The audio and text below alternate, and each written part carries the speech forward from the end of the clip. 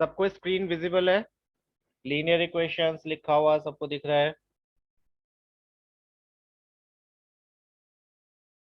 Yes और no please reply करो। The screen is visible. Okay. So we have to Kavyansh here, दोनों ही शर्मा, काव्यांश शर्मा, काव्यांश शर्मा। चलो वो मैं बाद में फिगर आउट करूंगा which one is which one. Fine. तो पहला क्वेश्चन बहुत इजी सा एनसीईआरटी में से ही है, न्यूमरेटर डिनोमिनेटर वाला क्वेश्चन। सी, इजी क्वेश्चन है। न्यूमरेटर डिनोमिनेटर का क्वेश्चन हमने पहले भी किया था Tanisha, if you remember. No problem Kavya, just concentrate on class. So the denominator of a rational number is greater than its numerator by 8. If the numerator is increased by 17 and the denominator is decreased by 1, the number obtained is 3 by 2. Find the number. Means बोला गया है कि किसी fraction में numerator और denominator के बीच में जो रिलेशन है वो क्या है, जो न्यूमरेटर है, सॉरी डिनोमिनेटर है, वो न्यूमरेटर से 8 ज्यादा है, greater than it's numerator bye 8। Sentence के लास्ट में न्यूमरेटर बोला गया है तो हम पहले न्यूमरेटर को एक्स कंसीडर करेंगे। हमने पहले न्यूमरेटर को एक्स कंसीडर कर लिया। Let the numerator of the rational number be x. अगर न्यूमरेटर एक्स है तो इससे 8 ज्यादा वैल्यू क्या होगी, what will be denominator. Question में बोला है डिनोमिनेटर न्यूमरेटर से ग्रेटर है, कितना ग्रेटर है, 8। तो डिनोमिनेटर क्या होगा, इफ न्यूमरेटर इज एक्स तो डिनोमिनेटर क्या होगा, कोई बता सकता है? Yes Kashika, anyone else? If denominator numerator is x तो डिनोमिनेटर क्या होगा, एक्स से 8 ज्यादा करेंगे, 8 ज्यादा करेंगे तो हमें क्या वैल्यू मिलेगी। इफ हम एक्स में 8 ऐड करेंगे तो हमें क्या वैल्यू मिलेगी, the value would be x plus 8। Denominator numerator से 8 greater, greater no Ritik, x multiplied by 8 तो 8 टाइम्स हो जाएगा। ग्रेटर मोर देन जब भी हो तो हम प्लस करते हैं, मोर देन ग्रेटर, इसका मतलब है आप 8 ऐड कर दोगे तो x प्लस 8 हो गया डिनोमिनेटर। हमारे पास न्यूमरेटर भी है, हमारे पास डिनोमिनेटर भी है, तो रैशनल नंबर क्या हो जाएगा, x numerator upon denominator x plus 8, ये हमारा ओरिजिनल नंबर है। नाउ कंडीशन क्या दी है क्वेश्चन में, अब हम कंडीशन देखेंगे। कंडीशन में बोला है अगर न्यूमरेटर में 17 इंक्रीज कर दिया जाए, इंक्रीज माने अगेन ऐड कर दिया जाए, इफ न्यूमरेटर में हम 17 ऐड कर देते हैं और डेनोमिनेटर में से 1 डिक्रीज कर देते हैं, मींस माइनस कर देते हैं, तो जो रिजल्ट है मींस इक्वल्स टू में आंसर क्या आना चाहिए, 3/2। तो इसको हम अप्लाई कर लेते हैं। न्यूमरेटर में हमने 17 ऐड कर दिया, इंक्रीज कर दिया न्यूमरेटर को 17, एंड डिनोमिनेटर में से 1 डिक्रीज कर दिया, माइनस कर दिया, तो रिजल्ट का मतलब हमेशा इक्वल्स टू होता है। इक्वल्स टू में हमें आंसर क्या मिलेगा, 3/2। That's our equation. अब हम इसको सॉल्व कर देंगे सिंपली। पहले हम नीचे 8 - 1 कर लेते हैं, x प्लस 17 तो एज इट इज रहेगा, x एज इट इज 8 - 1 7। फिर क्रॉस मल्टीप्लाई कर देंगे, 2 की मल्टीप्लाई इधर न्यूमरेटर में हो जाएगी और x प्लस 7 की मल्टीप्लाई इधर 3 में हो जाएगी। इसको हम कहते हैं क्रॉस मल्टीप्लीकेशन। आई होप ये वाले क्वेश्चन एनसीईआरटी में से जो जो कर रहा था पहले से चैप्टर उन्होंने कर लिए होंगे। इसकी मल्टीप्लाई यहाँ होगी और इधर होगी इसकी मल्टीप्लाई, तो मल्टीप्लाई करते हैं, देखते हैं क्या आंसर मिलता है हमें। 2 की मल्टीप्लाई तो की हमने x प्लस 17 में, ये इधर चला गया, और 3 की मल्टीप्लाई की x प्लस 7 में, ये इधर चला गया, क्रॉस मल्टीप्लीकेशन। 2 की मल्टीप्लाई जब x से करोगे और 17 से करोगे तो क्या आंसर मिलेगा, 2 into x 2x, 2 into 17 34, equals to 3 into x 3x, 3 into 7 21। X वाली वैल्यूज एक तरफ ले जाएंगे, बिना एक्स वाली एक तरफ, 2x माइनस 3x हो गया, यहाँ पॉजिटिव है तो लेफ्ट हैंड साइड में जाकर -3x हो जाएगा, ये यहाँ पॉजिटिव है तो राइट हैंड साइड में जाकर -34 हो जाएगा। 2x minus 3x minus x होता है, 21 माइनस 34 कितना होता है, 13। तो minus x equals to minus 13, minus से माइनस कैंसिल हो जाएगा तो एक्स की वैल्यू आ गई 13। ये हमारा आंसर नहीं है। हमारा आंसर क्या होगा, उन्होंने नंबर पूछा है, फाइंड द नंबर, और नंबर क्या है, एक्स अपॉन एक्स प्लस 8। तो हम इसमें वैल्यूज पुट कर देंगे। न्यूमरेटर तो 13 हो गया, डेनोमिनेटर क्या हो जाएगा, डेनोमिनेटर था x plus 8, means 13 plus 8 that is 21। तो हमारा फ्रैक्शन क्या हो गया, numerator upon denominator 13/21। That's our answer. Simple question, बहुत ही ज्यादा इजी। आपको सिर्फ और सिर्फ कंडीशंस पर ध्यान देना है कि कंडीशन क्या दी है और न्यूमरेटर डेनोमिनेटर में रिलेशन क्या दिया है। सबसे पहले आप न्यूमरेटर कंसीडर करोगे, फिर आप डेनोमिनेटर बनाओगे, फिर रैशनल नंबर बनाओगे, फिर कंडीशंस जो दी हैं कि न्यूमरेटर में इतना ऐड करो, डेनोमिनेटर में से इतना सब्ट्रैक्ट करो, या कुछ भी ऑपरेशन उन्होंने बोला है वो करोगे और उसको इक्वल रखोगे गिवन रिजल्ट के, जो क्वेश्चन में रिजल्ट दिया गया है। जैसे कि यहाँ पर 3/2 रिजल्ट था। इक्वेशन बन जाएगी, क्रॉस मल्टीप्लाई करो, ट्रांसपोज करो, ब्रैकेट्स खोलो, जो भी आपको दिख रही है सिंप्लीफिकेशन में वैल्यूज वो सिंप्लीफाई करो, और आपको आपका आंसर मिल जाएगा। किसी को कोई डाउट है तो प्लीज टाइप करके पूछ सकते हो किसी भी स्टेप में। हालांकि इजी क्वेश्चन है, जिसने लीनियर इक्वेशन किया हुआ है उसको समझ में आ गया होगा, जिसने नहीं किया है उनको भी समझ में आ जाना चाहिए, because it's not that difficult. Seventh class में भी था लीनियर इक्वेशन की, कुछ कुछ इक्वेशन सॉल्व करनी बता दी जाती है। नॉट इतना डिफिकल्ट तो नहीं, जितनी जिस लेवल की यहाँ पर है उतनी तो नहीं, बट थोड़ी बहुत सिखा दी जाती है। तो आई एम श्योर आपको इक्वेशन सॉल्व करनी आती होंगी। ओके तनिषा, जिसने आज ज्वाइन किया है, ये अभी ऑन गोइंग टॉपिक है, तो हो सकता है आपको समझ में ना आए या फिर थोड़ी सी मुश्किल हो। तो ये टॉपिक जब फिनिश हो जाएगा, नेक्स्ट क्लास से न्यू टॉपिक स्टार्ट होगा, वहां से आपको समझना स्टार्ट होगा। आज बस आप क्लास को ऑब्जर्व करो कि क्लास कैसे होती है और किस तरह से क्वेश्चन हम करते हैं यहाँ पर। चलो तो नेक्स्ट क्वेश्चन देखते हैं। द नेक्स्ट क्वेश्चन, ये भी एनसीईआरटी का ही क्वेश्चन है। Shobo's mother's present age is 6 times Shobo's present age. यहाँ पर आपको दो पर्सन दिए गए हैं, एक तो शोबो है और एक है उसकी मम्मी। तो क्वेश्चन में पहले हम देखते हैं फर्स्ट सेंटेंस में उन्होंने क्या रिलेशन दिया है शोभो और उसकी मम्मी की एज के बीच में, कि शोभो की मम्मी जो है वो शोभो की एज की 6 टाइम्स है। तो सेंटेंस के लास्ट में शोभो का नाम आया है, तो हम शोभो की एज को एक्स कंसीडर करेंगे, प्रेजेंट एज को। लेट शोभोज प्रेजेंट एज भी एक्स ईयर्स। तो शोभो की मॉम की एज कितनी हो जाएगी, उसकी 6 टाइम्स मीन्स 6x ईयर्स हो जाएगी। नाउ बाद में उन्होंने कंडीशन दी है, शोभो की age 5 years from now, means 5 साल बाद शोभो की जो एज होगी। आज अगर शोभो की एज एक्स है तो 5 साल बाद उसकी एज कितनी होगी, x+5, उसकी प्रेजेंट एज में 5 इयर्स और ऐड हो जाएंगे। आपकी अगर प्रेजेंट एज 12 इयर्स है तो 5 इयर्स बाद आपकी एज कितनी हो जाएगी, 12+5 दैट इज 17 इयर्स। ऐसे ही शोभो की प्रेजेंट एज अगर आज एक्स है तो 5 साल बाद, 5 इयर्स बाद उसकी एज कितनी हो जाएगी, x+5 इयर्स। नाउ ये तो हो गई शोभो की 5 इयर्स बाद की एज।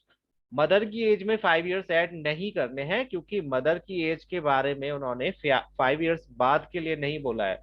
मदर की एज को प्रेजेंट एज से ही उन्होंने कंसीडर किया है। तो क्या बोला है उन्होंने, शोभो की एज जो 5 इयर्स फ्रॉम नाउ होगी, that will be 1/3 of his mother's present as.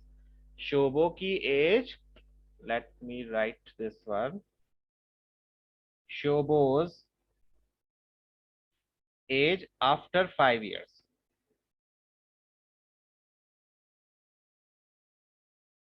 will be 1/3 of mother's present age. अब इस सेंटेंस को मैथ्स में हम सॉल्व कर लेते हैं। शोबोज एज आफ्टर 5 इयर्स, कितनी है शोबो की एज आफ्टर 5 इयर्स, x+5, तो इसके प्लेस पर x+5 लिख देंगे। Will be, was, equals to, resulted, इन सब का मतलब होता है इक्वल्स टू का साइन।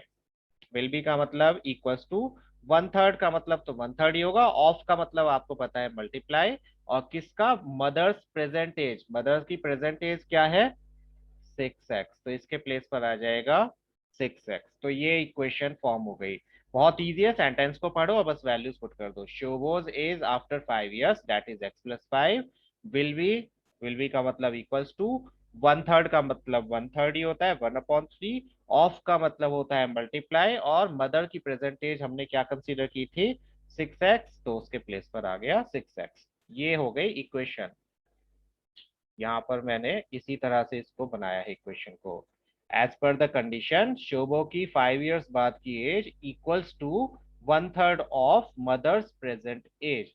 इक्वेशन बन गई। 3 से 6 कैंसिल आउट हो जाएगा, x+5 एज इट इज रहेगा, 3 से 6x कैंसिल होगा तो 2x आ जाएगा। x वाली वैल्यूज एक तरफ ले जाएंगे यानी ट्रांसपोज कर लेंगे, यहाँ पॉजिटिव 2x है तो उधर जाकर नेगेटिव 2x हो जाएगा, और ये +5 है तो इधर आकर -5 हो जाएगा। x में से -2x करोगे तो -x बचेगा, और इधर -5 है, माइनस से माइनस कैंसिल हो जाएगा तो x की वैल्यू आ गई 5। मीन शोभो की प्रेजेंट एज, x हमने क्या कंसीडर की थी, शोभो की प्रेजेंट एज, तो शोभो की प्रेजेंट एज क्या है 5 years है, तो मदर की प्रेजेंट एज क्या हो जाएगी 6x, means 6 × 5, 6 5 are 30, means 30 years। तो शोभो की प्रेजेंट एज हो गई 5 years, और मदर की present age 6 × 5, that is 30 years। बहुत ही इजी क्वेश्चन। अगेन याद रखना है, जब हमने 5 years फ्रॉम नाउ की एज देखी थी, कई बच्चे क्या करते हैं, बहुत सारे बच्चे वो मदर की एज में भी 5 years ऐड कर देते हैं, जबकि क्वेश्चन में ऐसा कुछ नहीं बोला है। क्वेश्चन में सिर्फ और सिर्फ मदर की जो एज ली है वो प्रेजेंट एज ही ली है, चाहे वो दूसरी कंडीशन है या फिर फर्स्ट कंडीशन है। बट शोभो की जो एज है वो 5 years बाद की ली है उन्होंने, तो आप इस चीज का ध्यान रखोगे कि रिलेट करना सही से है आपको। आंख मीच कर 5 साल बाद की बात कर रहे हैं, चलो 5 years ऐड कर देते हैं, ऐसा नहीं होना चाहिए। देखो इसको एक बार और अपने डाउट्स पूछो।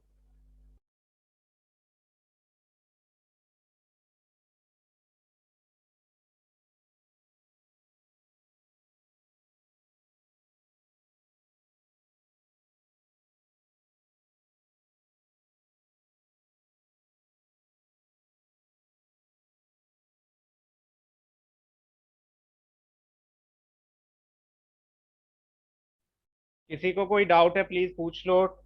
टाइप योर डाउट्स, अगर कोई भी डाउट है कि ये ऐसे कैसे आया, बताइए क्या पूछना है, कौन सा पूछना है बच्चे।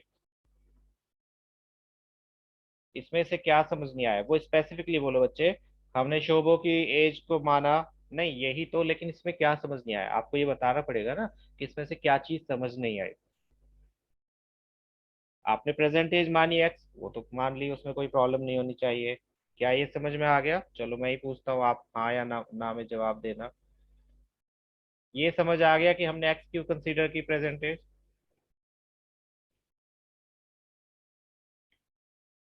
यस। ये समझ आया, ये कैसे आया 6x?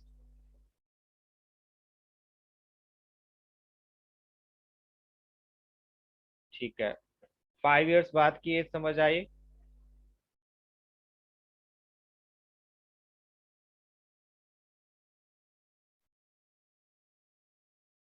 ठीक है। इक्वेशन कैसे बनी ये समझ आया?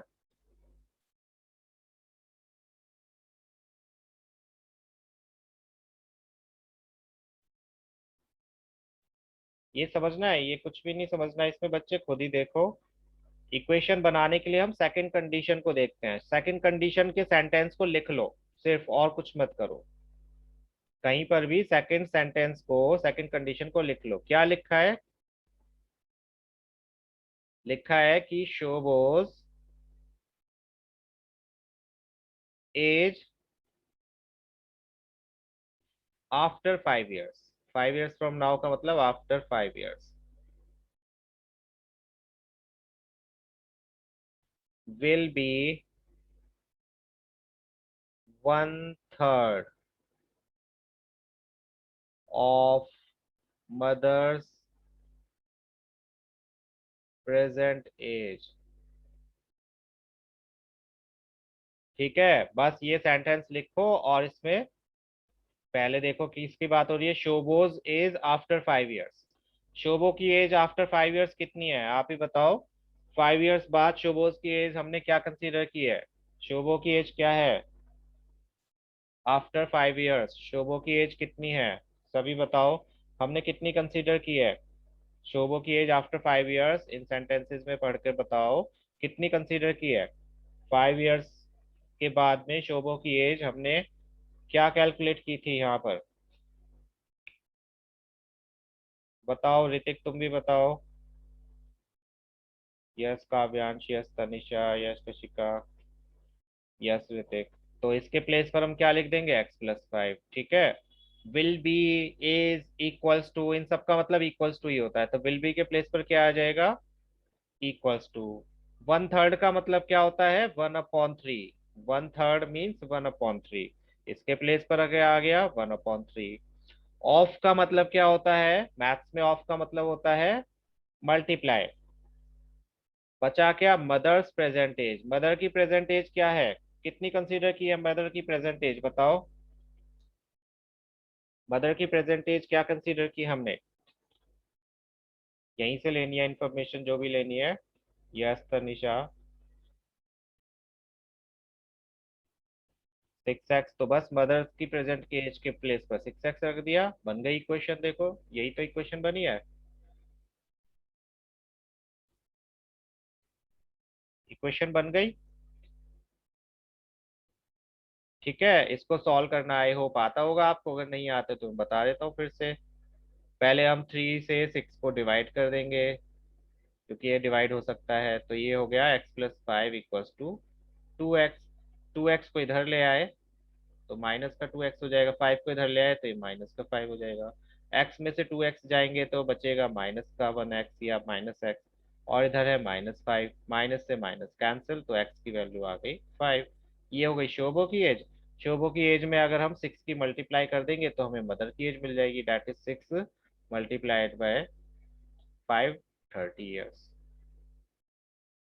बस, ये 30 इयर्स की हैं और ये 5 इयर्स के हैं। ठीक है।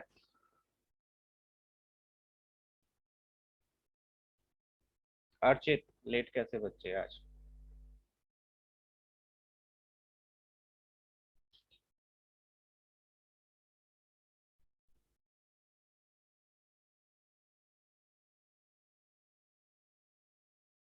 चलो तो नेक्स्ट क्वेश्चन पर मूव करते हैं।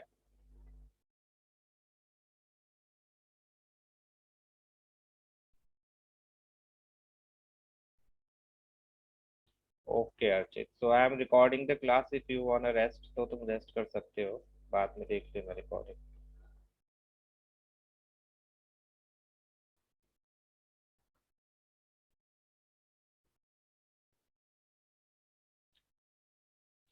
डियर वाला क्वेश्चन।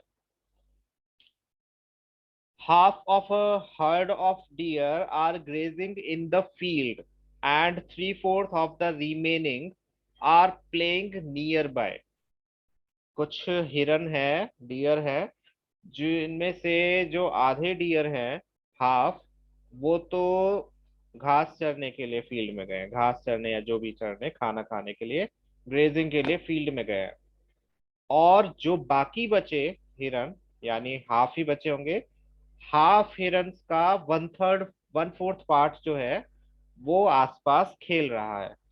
और उसके बाद में जो बचे हुए 9 डियर वो वाटर पी रहे हैं किसी पॉन्ड में से। हमें बताना है number of deer in the herd. चलो पहले हम total number of deer consider कर लेते हैं। Let total number of deer be x. हमने सोच समझ लिया, मान लिया कि सारे मिलाकर एक्स हिरन है। अब एक्स हिरन है, उसमें से आधे जा रहे हैं कहाँ? ग्रेजिंग के लिए। तो एक्स का हाफ क्या होगा? What is half of x? कितने डियर गए ग्रेजिंग के लिए, बता सकते हो? Yes Kavyansh. Anyone else? Half of x कितना होता है? एक्स का हाफ को आप मैथमेटिकल टर्म्स में कैसे लिखोगे? Half of x. Yes Kashika.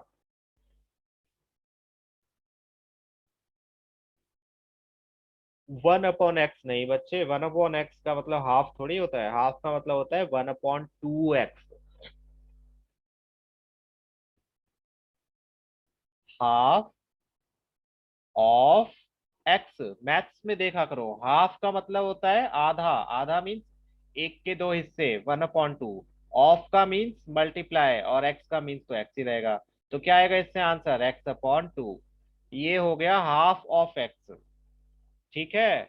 आप जब भी इक्वेशंस बनाना चाहो या फिर आप मैथमेटिकल लैंग्वेज में लिखना चाहो तो आप सेंटेंस को ही ध्यान से पढ़ लो, आपको उसी से पता चल जाएगा कि आपको क्या लिखना है। Half of x, half means 1/2 part, of means multiply, और एक्स तो एक्स ही है। तो ये हो गया हाफ ऑफ एक्स। ठीक है। तो ये तो गए कहाँ पर, ग्रेजिंग के लिए। ग्रेजिंग के लिए अगर हाफ ऑफ एक्स गए हैं तो बचे कितने होंगे। सपोज करो यहाँ पर एक्स हिरन खड़े खड़े थे, इसमें से x/2 चले गए ग्रेजिंग के लिए, तो बचेंगे कितने, रिमेनिंग कितने बचेंगे, बता सकते हो।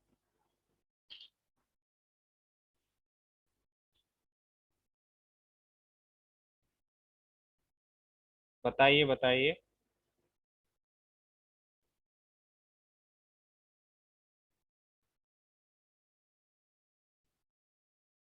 नो तनिषा, जब भी हम हाफ करते हैं तो जितना एक पार्ट होता है उतना ही दूसरा भी पार्ट होता है। सपोज करो मैंने आपसे बोला कि 5 का हाफ 2.5 होता है, तो दूसरा हिस्सा कितना बचेगा।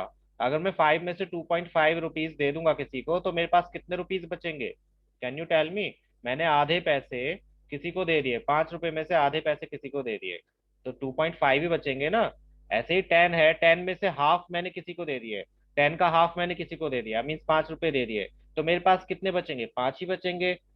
20 के हाफ मैंने किसी को दे दिया, मीन्स 10 रुपीज दे दिए, तो कितने बचेंगे, 10 रुपीज ही बचेंगे। 15 का हाफ मैंने दे दिया, 7.5 रुपए, तो मेरे पास कितने बचेंगे, 7.5 रुपए ही बचेंगे। जब भी हम हाफ करते हैं तो दोनों पार्ट इक्वल होते हैं, जो दे दिया और जो बचा दोनों सेम ही होते हैं हाफ करने में। हाफ का तो इक्वल मतलब यही होता है ना, इक्वली डिवाइड कर दिया। तो अगर x/2 ग्रेजिंग के लिए गए हैं तो बचे कितने होंगे, x/2 ही बचे होंगे। या अगर आप सिंपली देखना चाहते हो तो ऐसे भी देख सकते हो, टोटल कितने थे हिरन, एक्स थे। ठीक है। एक्स में से चले गए, चले गए मीन्स खत्म हो गए, वहां से चले गए मीन्स वहां पर अब वो प्रेजेंट नहीं है, तो हम माइनस करेंगे, किसको माइनस करेंगे, जो चले गए उनको। एक्स में से x/2 को जब आप माइनस करोगे तो आंसर x/2 ही आएगा, एलसीएम लेकर जब आप सॉल्व करोगे। जब हम हाफ करते हैं तो दोनों पार्ट इक्वल ही होते हैं, जो चले गए वो भी सेम होंगे, जो बच गए वो भी सेम होंगे। तो यहाँ पर अब कितने बचे, ये तो ग्रेजिंग के लिए चले गए, जो बचे डियर वो कितने बचे, x/2 ही बचे। फाइन। अब उन्होंने क्या बोला कि जो बचे हैं 3/4 of the remaining, 3/4 of the remaining, let's see कि इससे क्या बनता है।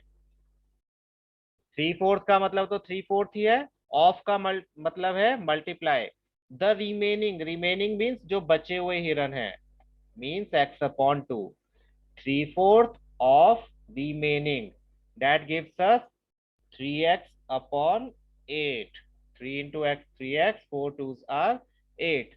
ये जो हिरन है ये कहाँ गए, पानी पीने, पानी पीने नहीं सॉरी खेलने, ये खेलने गए हैं, प्लेइंग नियर बाय।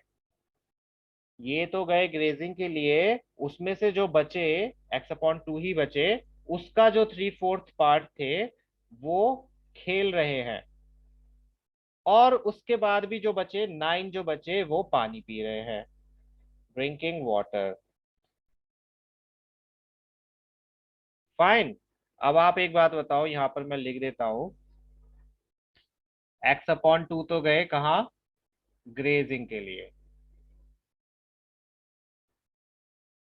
3x/8 गए कहाँ, खेलने के लिए, और बाकी जो 9 बचे वो क्या कर रहे हैं, ड्रिंकिंग वाटर। अगर मैं इन सारे डियर्स को ऐड कर दूं, इन सारे नंबर्स को ऐड कर दूं, तो ये किसके इक्वल होना चाहिए बताइए। अगर मैं सारे हिरन जितने भी खेलने गए हैं, जितने भी घास चरने गए हैं, जितने भी पानी पीने गए हैं, अगर इन सबको ऐड कर दूं तो आंसर किसके इक्वल होना चाहिए, कोई बता सकते हो। सॉल्व करके नहीं बताना है, जस्ट हाँ आई एम आस्किंग कि क्वेश्चन के हिसाब से किसके इक्वल होना चाहिए। टोटल नंबर ऑफ डियर के इक्वल होना चाहिए या नहीं। अगर हम सबको ऐड कर देंगे, सबको इकट्ठा कर लेंगे या वापस बुला के एक साथ खड़ा कर देंगे, तो क्या ये सब एक्स के इक्वल होंगे या नहीं। Again I am not asking बच्चे कि उसको सॉल्व नहीं करना है, मैं ये पूछ रहा हूँ क्या ये सभी टोटल हिरन नहीं है, टोटल नंबर ऑफ हिरन के इक्वल होंगे या नहीं होंगे अगर मैं सबको ऐड कर दूंगा तो। टोटल नंबर ऑफ हिरन कितने माने थे आपने या हमने क्वेश्चन में, कितने हैं टोटल नंबर ऑफ हिरन। यस काव्यांश, एनीवन एल्स क्वेश्चन में देखकर बताओ टोटल नंबर ऑफ डियर हमने कितने कंसीडर किए थे। यस कशिका, और कोई, ऋतिक, कॉम्प्लिकेटेड तनिषा, सॉल्व नहीं करना है बच्चे ऋतिक, सॉल्व करके नहीं, मैं क्वेश्चन के अकॉर्डिंग पूछ रहा हूँ। देखो यहाँ पर मैं बता देता हूँ, हमने ये कंसीडर किया कि एक्स हिरन थे, ठीक है। एक्स में से एक्स अपॉन टू तो गए कहाँ पर, पानी पीने, पानी पीने नहीं ग्रेजिंग करने, ये गए ग्रेजिंग करने। फिर इसका 3/4 पार्ट यानी कि 3/8 एक्स जो है वो खेल रहे हैं, और इसमें से फिर जो बाकी बचे 9 है वो पानी पी रहे हैं। तो जब हम इन तीनों को ऐड करेंगे तो आंसर एक्स के इक्वली तो होना चाहिए, क्योंकि टोटल नंबर ऑफ डियर कितने थे, एक्स थे। एक्स में से ही तो गए हैं ना ये सारे डियर, इसमें से आधे यहाँ चले गए, कुछ यहाँ पर चले गए, और जो बाकी बचे वो 9 पानी पी रहे हैं। तो अगर हम इन तीनों को इकट्ठा कर देंगे कि वापस बुला लेंगे कि आओ सब एक जगह खड़े हो जाओ, तो वो किसके इक्वल होंगे, एक्स के इक्वल होंगे ना, हमने जो टोटल नंबर कंसीडर किया है। तो यही हम हमें हेल्प करेगा इक्वेशन फॉर्म करने में। ये तो हो गए रिमेनिंग डियर। अब हमने देखा रिमेनिंग डियर का जो 3/4 पार्ट है वो कहाँ गया है, वो खेलने गया है। तो रिमेनिंग डियर का 3/4 पार्ट मीन्स 3x/8 ये खेलने गया है आसपास, और पानी कितने पी रहे हैं, 9 डियर पानी पी रहे हैं। तो अकॉर्डिंग टू क्वेश्चन या एज पर given condition, number of deer grazing plus number of deer playing plus 9 जो पानी पी रहे हैं, वो सब मिलाकर टोटल नंबर ऑफ डियर है हमारे पास, सिर्फ यही है। तो इनकी वैल्यूज बस पुट कर दो। नंबर ऑफ डियर ग्रेजिंग कितने हैं, x/2, number of deer playing कितने हैं, 3x/8, 9 है जो पानी पी रहे हैं, और टोटल नंबर ऑफ डियर हमने कितने कंसीडर किए, x। इनकी वैल्यूज बस यहाँ पुट कर लोगे। नंबर ऑफ डियर ग्रेजिंग के प्लेस पर x/2, प्लस के प्लेस पर प्लस का sign, number of deer playing के प्लेस पर 3x/8, अगेन प्लस के प्लेस पर प्लस का sign, number of deer drinking water which are 9 वो यहाँ पर रख दिए, equals to total number of deer जो हमने कंसीडर किए दैट इज x। ये बन गई इक्वेशन। अब इस इक्वेशन को सॉल्व करने के लिए पहले हम x वाली वैल्यूज को एक तरफ ले आते हैं। ये x यहाँ पॉजिटिव था तो लेफ्ट हैंड साइड में आकर नेगेटिव हो जाएगा, और ये यहाँ पर पॉजिटिव था तो राइट हैंड साइड में नेगेटिव हो जाएगा। इन तीनों का आप एलसीएम लोगे, एलसीएम लेकर सॉल्व करना आपको आता है, 6th क्लास से पढ़ते आ रहे हो। एलसीएम लोगे और सॉल्व करोगे तो आंसर आएगा -x, -x, और ये 8 इधर चला जाएगा तो -72 हो जाएगा। माइनस से माइनस कैंसिल, x की वैल्यू आ गई 72। तो नंबर ऑफ डियर कितने हो गए, x ही थे, और x की वैल्यू क्या है 72, मीन्स देयर आर 72 डियर्स। थोड़ा कॉम्प्लिकेटेड है क्वेश्चन, ध्यान से देखो एक एक स्टेप को। I am giving you 2 minutes, ध्यान से देखो और लिखो इस क्वेश्चन को एक्चुअली नोटबुक में एज इट इज। लिखो और तब देखो, फिर रिलेट करो, आपको तभी समझ आएगा। ऐसे देखोगे स्क्रीन पर उससे कुछ समझ नहीं आएगा। तो पहले लिखो, एक एक स्टेप को देखो, और फिर ध्यान दो कि आपको किस तरह से समझना है इस क्वेश्चन को, या समझ में आया या नहीं आया। You have 2 minutes, I am taking 2 minutes break, आप लिखो, आपका ब्रेक नहीं है, आप लिखोगे इसको।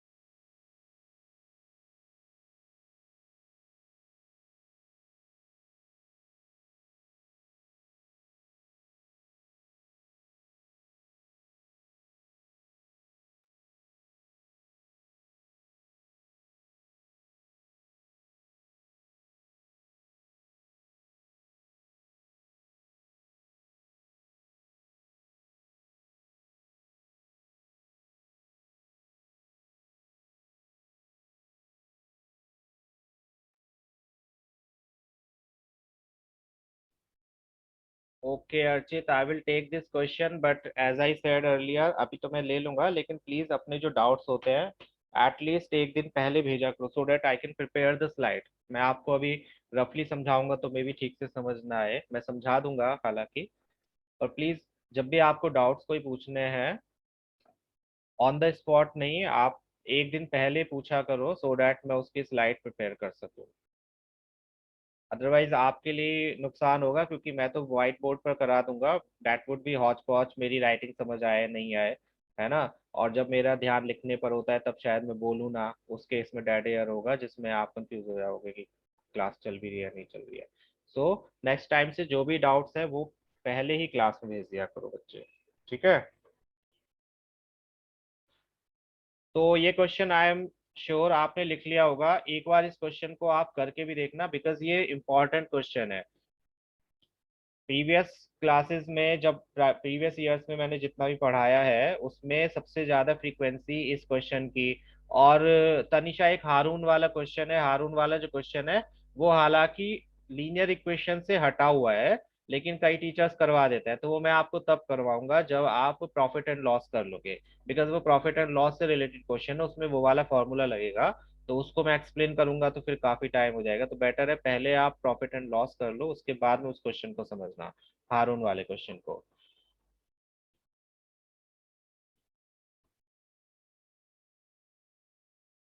चलो स्टीमर वाला क्वेश्चन मैं बता देता हूँ, थोड़ा सा मुश्किल है। लेट मी सी कि मैं इसको टाइप कर सकता हूँ या नहीं, just give me a minute.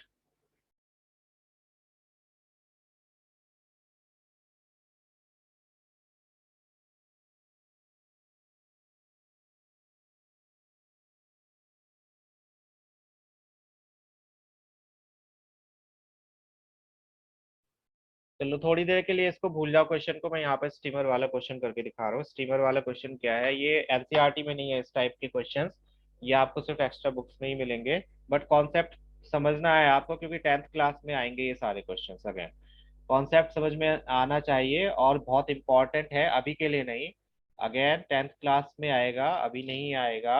NCERT जिस जिसके पास है, जिस जिस स्कूल में लगी हुई है, एटलीस्ट उनके में तो नहीं आएगा। So the question is, a steamer goes downstream and covers the distance between 2 points in 3 hours. It covers the same distance in 5 hours when it goes upstream.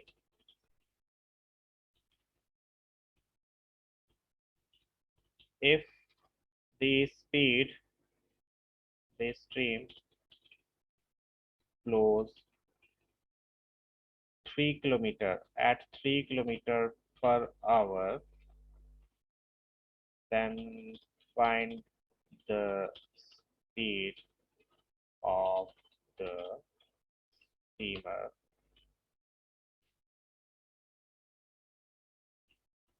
upstream. चलो, इस क्वेश्चन को समझने के लिए बहुत ध्यान से सुनना। इस क्वेश्चन को समझने के लिए आपको पहले कुछ टर्म्स समझनी होंगी जो इस क्वेश्चन में दी हुई हैं, और मे बी आपने फर्स्ट टाइम सुनी हो, हालांकि आपने फेस की होंगी लेकिन सुनी शायद फर्स्ट टाइम हो। यहाँ पर आपको कुछ टर्म्स दिए हैं और एक टर्म मैं भी बोलूंगा। स्टीमर सबको पता है, एक बोट है, पहले मैं बता देता हूँ बोट। सपोज करो आपके पास ये डिस्टेंस है, ठीक है, एक डिस्टेंस दिया है, ये पॉइंट है ए और ये पॉइंट है बी। ये कुछ डिस्टेंस है, हमें नहीं पता क्या डिस्टेंस है। अब ये पानी है या नदी बह रही है, वॉट एवर, स्टिल वाटर नहीं है। सबसे पहली चीज तो स्टिल वाटर, उसके बाद में है अपस्ट्रीम, और उसके बाद में है डाउनस्ट्रीम। स्टिल वाटर क्या होता है? स्टिल वाटर, देखो इसे ध्यान से देख लो, पहले बाद में बात करना। स्टिल वाटर का मतलब है speed in still water. Suppose करो आप किसी स्विमिंग पूल में तैरने गए। स्विमिंग पूल में जो पानी होता है क्या वो फ्लो करता है? बताइए, अगर कभी गए हो आप स्विमिंग पूल, देखा होगा आई एम श्योर आपने। तो स्विमिंग पूल में जो वाटर होता है क्या वो फ्लो करता है? वो एक ही जगह ठहरा हुआ पानी होता है ना, उसमें लहरें ऐसे नहीं कि यहाँ से वहां तक जा रहा है पानी, चल रहा है, ऐसा तो नहीं होता। तो उसको हम स्टिल वाटर कहते हैं। स्टिल वाटर का क्या मतलब हुआ यहाँ पर? स्टिल वाटर का मतलब यहाँ पर ये है कि जब आप स्टिल वाटर में तैरोगे या नाव चलाओगे तो आपकी जो स्पीड है वो कांस्टेंट ही होगी। मीन्स आपको ना तो कोई रोक रहा है, ना ही आपको कोई धक्का दे रहा है, वो आपकी ओरिजिनल स्पीड होगी। स्पीड इन स्टिल वाटर का मतलब है, इसको अभी मैं दूसरी लैंग्वेज में भी समझाऊंगा, दूसरी लैंग्वेज एज इन फ्रेंच या जापानीज में नहीं, दूसरे एग्जांपल से। स्पीड इन स्टिल वाटर का मतलब है ओरिजिनल स्पीड। जितनी आप मेहनत कर रहे हो उतनी ही स्पीड आपको मिल रही है। सपोज करो आप साइकिल चला रहे हो, ठीक है, साइकिल तो सभी चलाते हैं ऑलमोस्ट। साइकिल चला रहे हो, बिल्कुल कोई हवा नहीं चल रही, या फिर हवा का भी छोड़ो, सपोज करो एक फ्लाईओवर आया, पहले तो प्लेन रोड थी, फिर एक फ्लाईओवर आया यहाँ पर। तो जब प्लेन रोड पर आप चला रहे होगे तो नॉर्मली आपको, yes Kashika, okay, no problem.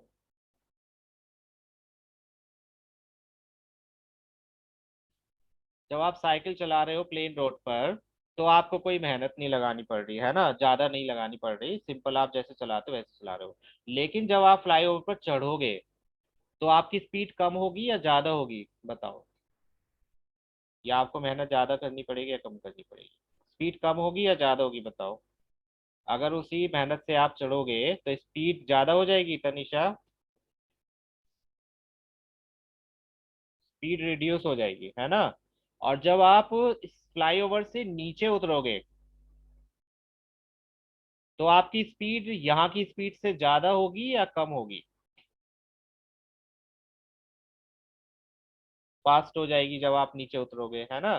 तो ऐसा ही कुछ होता है पानी के साथ भी जब फ्लोइंग वाटर होता है। जब हम स्टिल वाटर में चलाते हैं तो वो हमारी ओरिजिनल स्पीड होती है।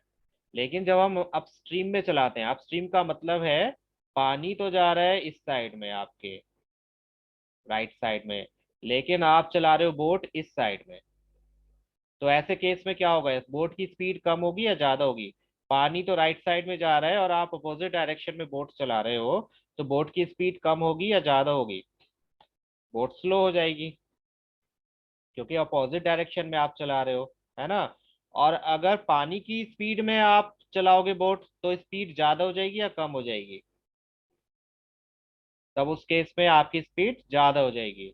तो जिस स्पीड में हम सेम डायरेक्शन में चलाते हैं, पानी भी इसी डायरेक्शन में है, बोट भी उसी डायरेक्शन में चल रही है, उसको हम बोलते हैं डाउन स्ट्रीम। फाइन।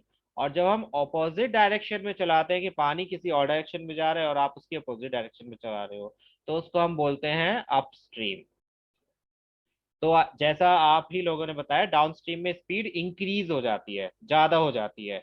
कितनी ज्यादा हो जाती है? सपोज करो आपकी स्पीड 10 किलोमीटर पर आवर है और पानी की स्पीड है 3 किलोमीटर पर आवर। ये स्टिल वाटर की स्पीड है, ठीक है। स्टिल वाटर मीन्स आपकी ओरिजिनल स्पीड।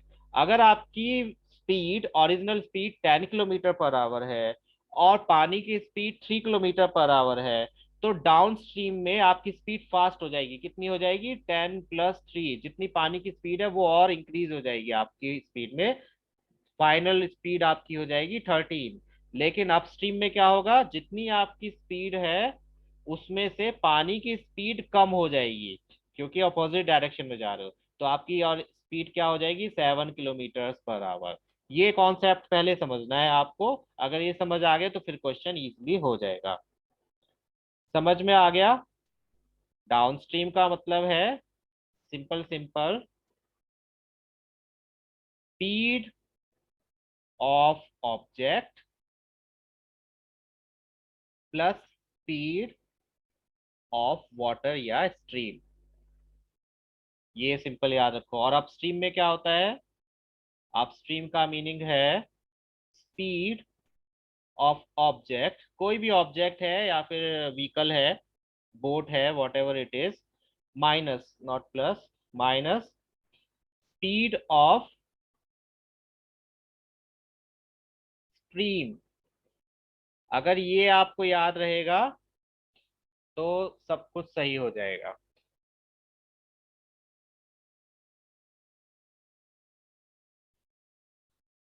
फाइन। अर्चित, इतना समझ आ गया? अब हम क्वेश्चन पे मूव करेंगे। इफ ये समझ आ गया तो हम क्वेश्चन पे मूव करेंगे। चलो, तो आप क्वेश्चन में देखते हैं। क्वेश्चन में क्या था? मैंने क्वेश्चन ही रिमूव कर दिया, देखता हूँ if I can turn it back.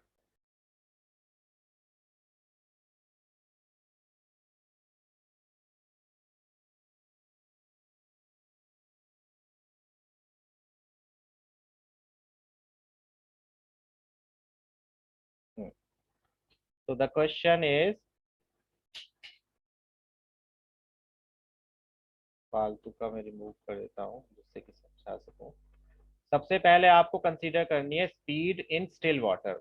उस बोट की या जिस भी चीज की बात हो रही है, बोट चल रही है तो बोट की, कोई और चीज चल रही है तो किसी और चीज की, शिप है तो शिप भी हो सकता है, साइकिल भी हो सकती है। अप स्ट्रीम डाउन स्ट्रीम की जगह उसमें अप विंड और टेल विंड होता है, हेड विंड टेल विंड, वो यूज कर लेते हैं। तो देखो, पहले हमने कंसीडर कर ली, let speed of boat, boat या स्टीमर जो भी, मैं बोट लिख रहा हूँ, बोट इन स्टिल वाटर, ये लिखना जरूरी है, still water, still water be x. ठीक है, स्टिल वाटर में स्पीड एक्स हो गई। अब स्पीड ऑफ स्ट्रीम कितनी है?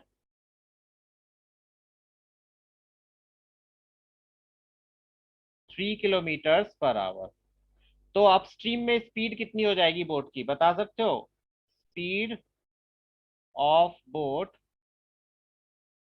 इन अपस्ट्रीम, अभी क्या बताया था? अपस्ट्रीम में क्या हो जाता है? स्पीड माइनस हो जाती है, जो बोट की स्पीड है उसमें से पानी की स्पीड माइनस हो जाएगी, means x - 3 kilometre per hour. And speed of boat in down stream कितना हो जाएगा? डाउन स्ट्रीम में स्पीड कितनी हो जाएगी बोट की? जो उसकी ओरिजिनल स्पीड है प्लस पानी की स्पीड। क्लियर? ठीक है। अब आप मुझे ये बताओ, ये डिस्टेंस था, पहले अपस्ट्रीम में, पहले ये डाउन स्ट्रीम में गया सपोज करो, इधर की साइड ही, तो इसकी स्पीड थी कितनी? x + 3। फिर ये वापस आया इतना ही डिस्टेंस ट्रेवल करके अपस्ट्रीम में, तो इसकी स्पीड थी x - 3। लेकिन डिस्टेंस तो सेम है, यस और नो? डिस्टेंस सेम है, जाने में और आने में डिस्टेंस सेम है या नहीं है? ए से बी के बीच का, जितना वो गया उतना ही वापस आया है ना? तो पहले हम देखते हैं डिस्टेंस इन अपस्ट्रीम। डिस्टेंस का फॉर्मूला क्या होता है? किसी को पता है? फिजिक्स पढ़ी है आपने, साइंस पढ़ी है? डिस्टेंस का फॉर्मूला क्या होता है, या स्पीड का फॉर्मूला बता दो। स्पीड इक्वल्स टू क्या होता है? Speed equals to, yes Archit, speed equals to distance upon time. तो distance equals to speed into distance. Speed into distance नहीं, speed into time Tanisha. Distance in speed upstream हो जाएगा जो भी उसने टाइम लिया इनटू उसकी जो भी स्पीड रही होगी अपस्ट्रीम में। तो अपस्ट्रीम में बताओ कितना टाइम लिया, क्वेश्चन में पढ़ के बताओ अपस्ट्रीम में उसने कितना टाइम लिया है। अपस्ट्रीम में उसने कितना टाइम लिया, क्वेश्चन में पढ़ के बताओ कितने आवर्स लिए उसने अपस्ट्रीम में। 5 आवर्स। तो टाइम के प्लेस पर टाइम रख दिया। और अपस्ट्रीम में उसकी स्पीड कितनी है, अपस्ट्रीम में उसकी स्पीड कितनी है बोट की। अपस्ट्रीम की स्पीड, नो, अपस्ट्रीम की स्पीड बच्चे बोट की ये रही x-3। अपस्ट्रीम की x-3 है बच्चे, वो डाउन स्ट्रीम की x+3। देखो लिखा है आपकी स्क्रीन पे ही, बोट की स्पीड इन अपस्ट्रीम कितनी है, x-3। तो यहाँ पर लिख दिया x-3। ठीक है, ये तो हो गया डिस्टेंस इन अपस्ट्रीम। अब हम देखते हैं distance in downstream.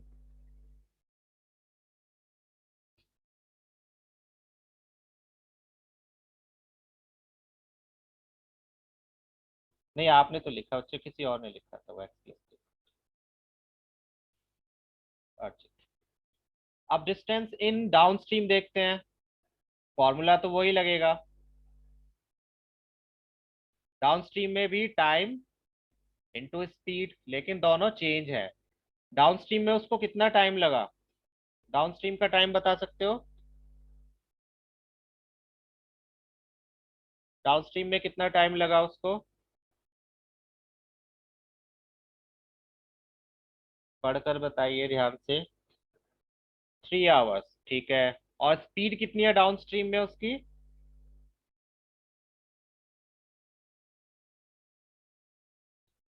No Hrithik, speed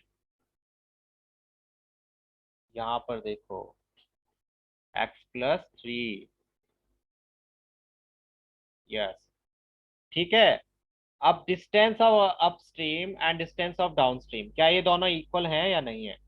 क्या दोनों डिस्टेंस इक्वल हैं या नहीं है? अपस्ट्रीम में उसने जितना डिस्टेंस किया और डाउनस्ट्रीम में उसने जितना डिस्टेंस किया कवर, क्या वो दोनों इक्वल हैं?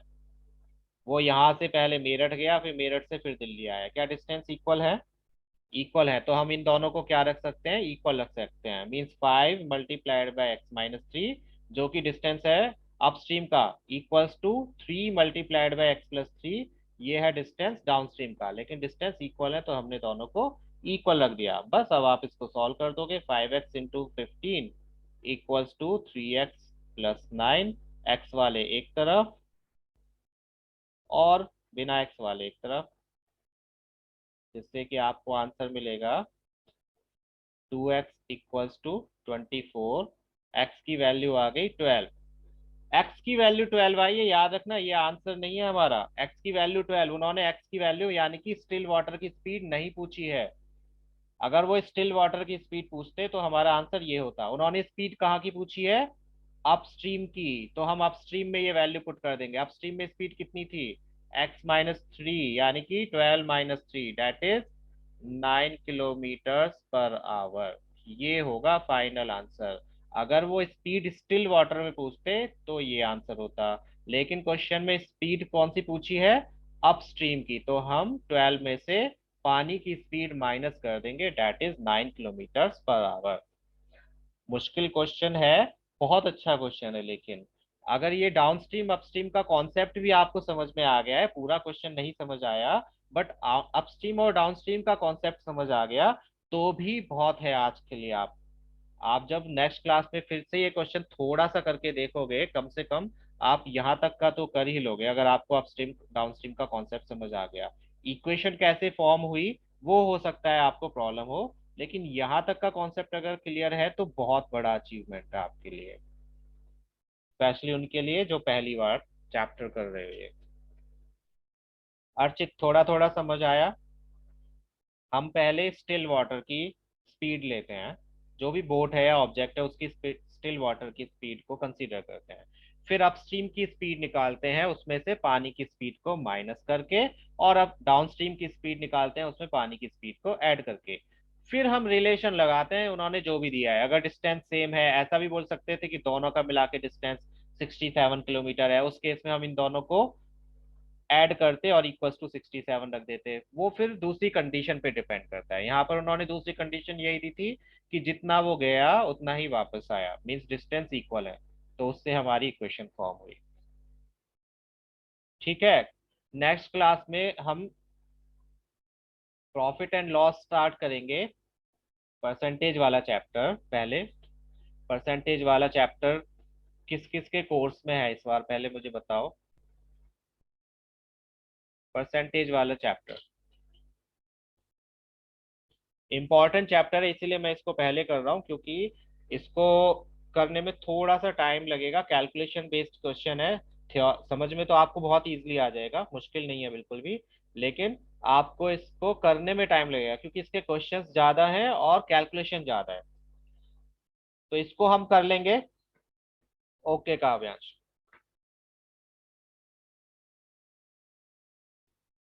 उसके बाद में आप जो न्यू स्टूडेंट है वो अपना अपना मेरे को सिलेबस भेज देना। उसके अकॉर्डिंग मैं फिर देखूंगा कि किस तरह से हम उसको कवर अप करेंगे। ठीक है। और कल साइंस की क्लास आपकी 5 बजे होगी बच्चे, कल 3 o'clock नहीं हो पाएगी। थोड़ा सा मैं वापस नहीं आ पाऊंगा। तो कल 5 o'clock होगी साइंस की क्लास आपकी। ओके। बाकी किसी को कोई डाउट हो तो आप व्हाट्सएप करके पूछ सकते हो किसी क्लास के बारे में। और इसके क्वेश्चंस अर्चित एंड तनिषा और काव्यांश जो पहले से हो, yes I will message in the group as well कि 5 बजे क्लास होगी। ठीक है।